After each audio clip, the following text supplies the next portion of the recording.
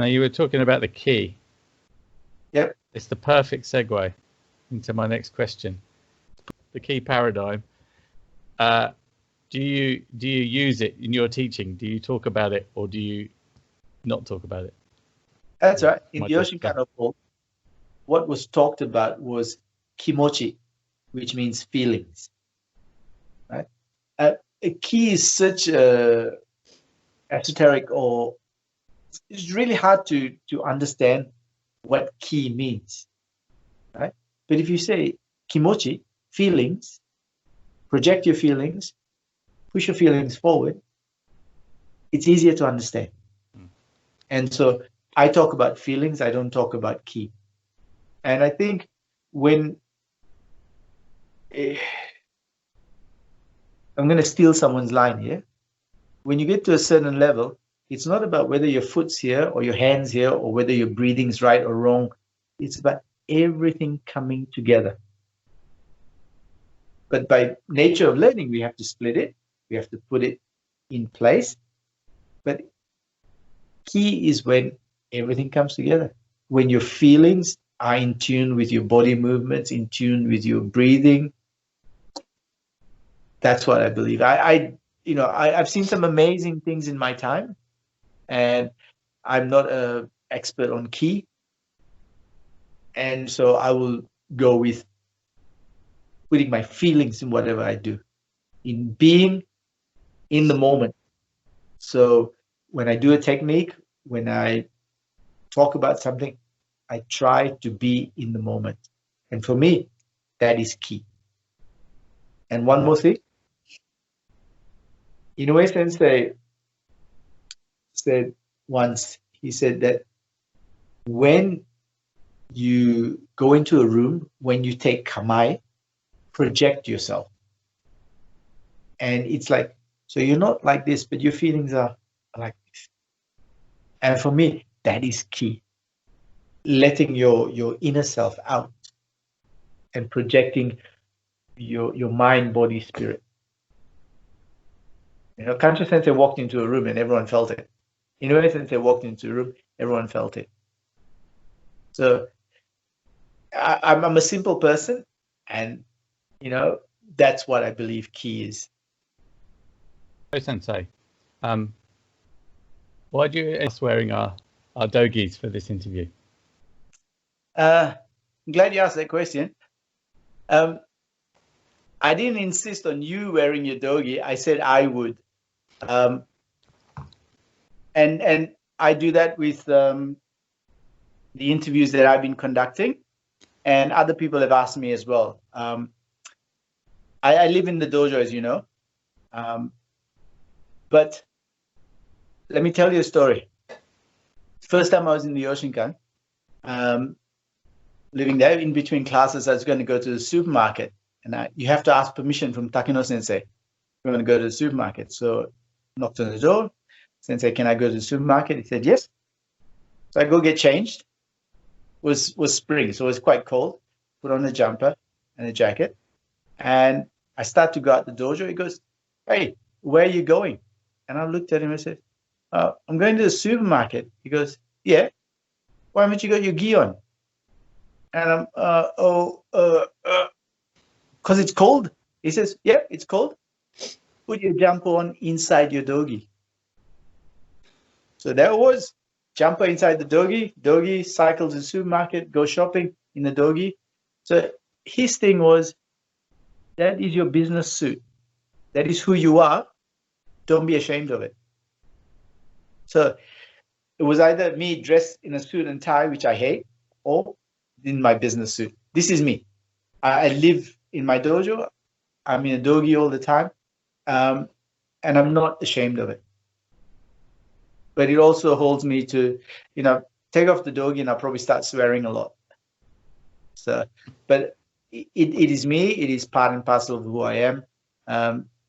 In the Yoshinkan, as soon as you go into the dojo, you got to put on your dogi.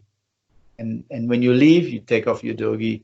I was standing, everyone had left the dojo. I was standing there waiting for a couple of guys, and we were going to go out, and it was a hot summer's day, and I had a t-shirt and shorts on. And Chida Sensei walked past me and says, "Don't stand around the dojo half naked." It's for some people, it's a gym. For some people, it's a social place. For other people, it's a lifestyle. For me, it's a lifestyle, hence the dogi.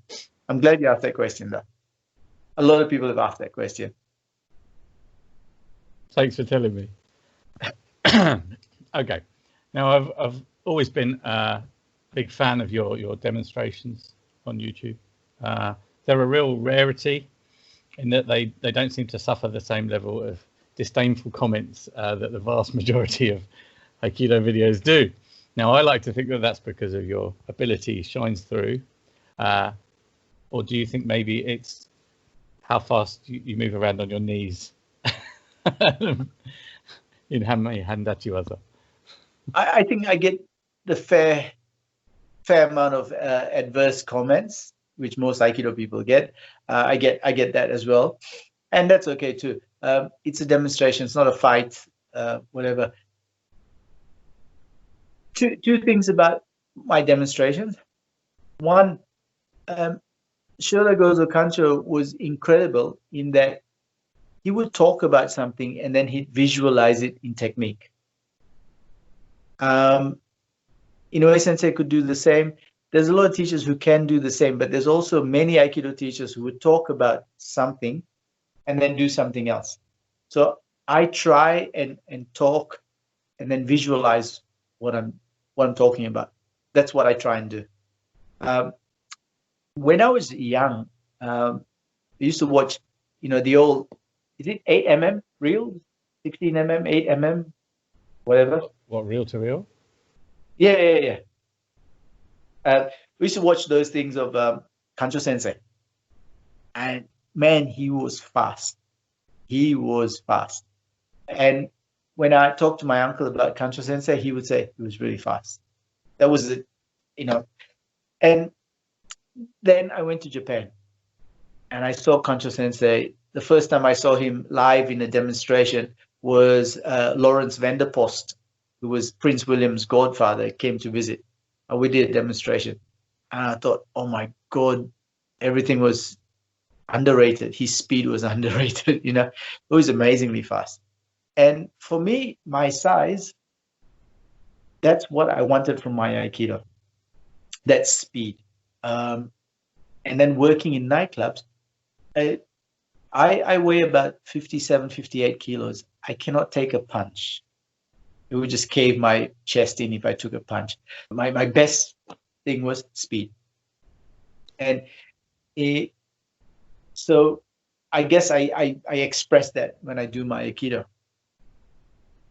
Does that answer your question? Yeah, it's great. I always liked where you do the kubi nage, grab the guy's head from kneeling. Can't do it anymore. My arm can't go back anymore. I had 2 shoulder operations. But that's a trademark throw. And you know why I did suwari waza?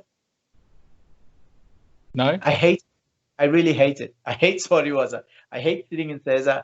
I hate suwari waza. But what I wanted to do was to do something that the Japanese did well, and I wanted to do it to the best of my ability. So I picked that, I worked on it, and you know how I worked on it? I played with kids. Because kids don't grab you, they jump on you. They come on full force. And you cannot hurt kids, so you have to move. And that's how I started doing that suwari waza. I moved and moved and moved, and I made sure the kids never got hurt. And then I started to do it with adults and put a technique into it. But it also meant that I put myself at a disadvantage. I cannot move on my knees. I cannot move as fast as someone on their feet. So I had to do this. I had to use this, and I had to set up the technique as someone came to me. I couldn't wait for them. I had to set it up. I had to make sure they grabbed me at a certain angle this way. And then, so it was working this as much as anything else. Right. Does that answer your question? I can move that fast on my knees, but it's just so that I can get it over and done with as quick as possible.